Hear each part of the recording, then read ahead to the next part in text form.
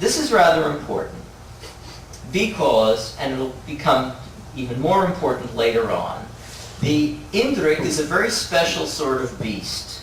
It purifies the waters of the earth. It travels through all of the subterranean tunnels unimpeded. It can go where it wishes. It does harm to none. And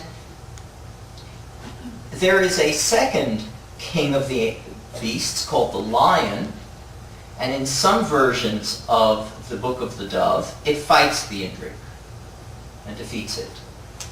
This is interesting, because none of the other beings, things, whatever enumerated, has any opponent. Only the unicorn does.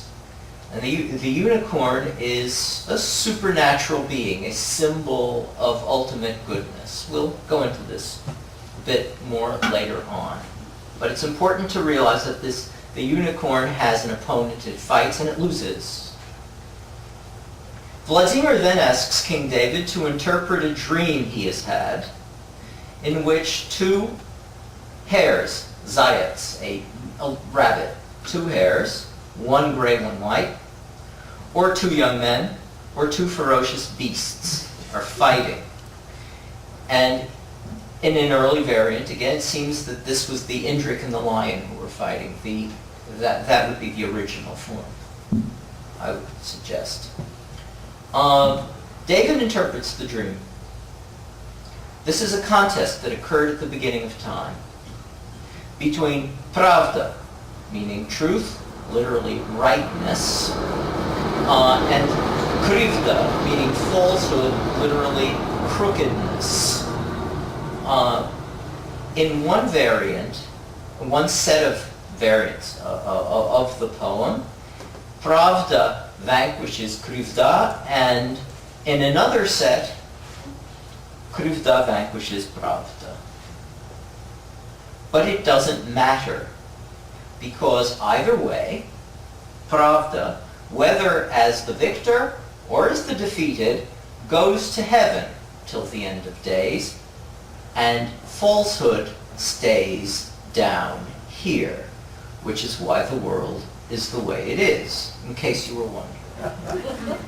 Now, this is a very, very strange work in the corpus of Russian spiritual poems. There is nothing else quite like it, and beginning in the late 19th century, there were a number of studies proposing sources for it. Some of them are fairly obvious and clear. A Slavonic poem called the Besieda Trioch Svятителей, the Colloquy of the Three Prelates, is one definite source. The Book of Jonah is an obvious source for the whale. That is to say, Christian understandings of the Book of Jonah, because in Hebrew the Book of Jonah is simply as a big fish. It was the Byzantines who supplied the whale. And Christian hagiographical and apocryphal legendary. And all of these things collectively account for the Christian features of the book, and it is also by no means unusual for ancient learning, especially oral learning, to consist of enumerations of things, lists. The Hellenistic scholarship was very fond of lists, and it goes way back to the list of ships in Homer. This was one way that an oral culture preserved knowledge, structured mnemonic techniques. However, overall, it's interesting to note that the cosmology of this poem, its explanation of the way things works, is dualistic. The state of the world is explained by a battle between good and evil. And those of you who've heard me lecture before should know what's coming. It suggests a source in ancient Iran, in Zoroastrianism. And the source can actually be very carefully defined. We have a book in Middle Persian, Pahlavi, called the Bundahishn. Bundahishn means the creation of things at the beginning. Bun is the same word you get as an Armenian bun, the trunk of a tree. Banak, native, the bun plus an ak ending, banakel, to live, banakaran, an apartment, etc. Yeah, it's a loan from Iranian. Dahishin means creation. So Bundahishin, creation of the universe. Also called Zand Ogahi, knowledge of the commentary on revealed tradition.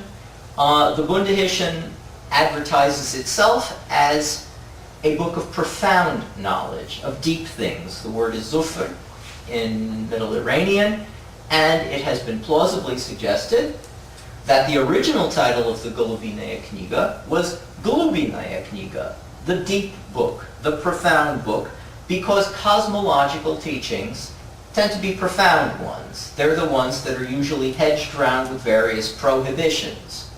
Notably, for example, in Jewish learning, where the secrets of creation are the things that no one is allowed to learn until they've reached adulthood, and so on and so forth. So, this Zoroastrian book describes the battle between the primordial spirits of good and evil. This is how it starts. This is followed by an enumeration of all of the places and things in the world, the creations, and the chiefs of each, exactly as in the Russian poem. Not merely what was created, but what is the exemplar of each creation, the best, the highest, and so on, in more or less the same order. One of these creations is a unicorn. And guess what? It's a purifier of the waters of the earth, says the Bundahishin. And the lion is considered an evil being. Yes? So the Bundahishin also describes the unicorn in much the same ways as the Golubinaya Kniga. Now the unicorn is, there's a long and complex literature about the unicorn and its symbolism and so on and so forth. In Russia and in Eastern Orthodoxy, we know a unicorn very much like the Western one, the one that likes to rest in the lap of a virgin. Oh, that's nice. That's much nicer, yes? So exactly as we would expect to see in medieval Europe. A holy beast, a beast that in fact is a symbol of Christ himself.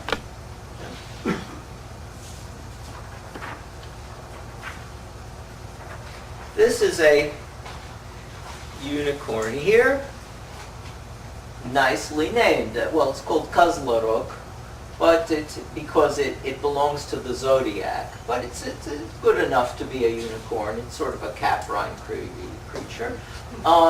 From the Izbornik Sviatoslava of the 11th century. Yeah. All of which is basically to prove that Slavs, Byzantines, Russians had unicorns on their minds in the 10th century and the 11th, around the time when I'm going to propose that certain ideas began moving. Yeah.